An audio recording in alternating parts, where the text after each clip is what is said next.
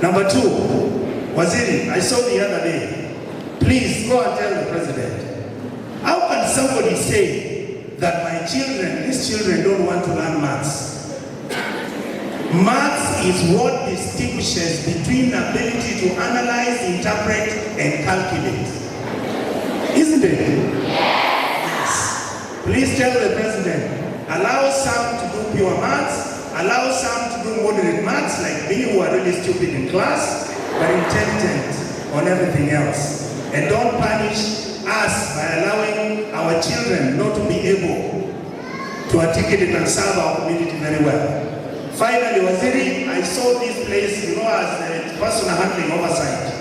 I saw this place, you can see there's still munias out there, takatakas. They have not done flowers. I saw the staircase hasn't been done. I did not see solar. Can you please give them like 30, 40 million? They finish all this thing.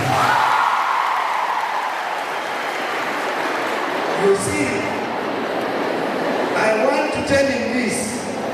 Allow me to say something, Kisii, then somebody can interpret for you, and then I will tell him in Kisii what to do. I am CS. Monubuya, Urusi Mombara, said. Monoli.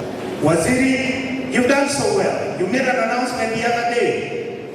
I want to ask all the teachers who are here, please, Walimu, don't say no.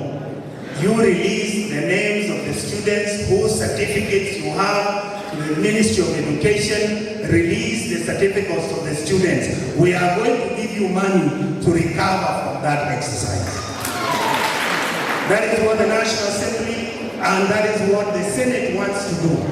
Let us not punish children of poor people because the parents cannot be able to release their certificates, and these kids can't even go for interviews. They can't even go to the US or any other European country without their certificates.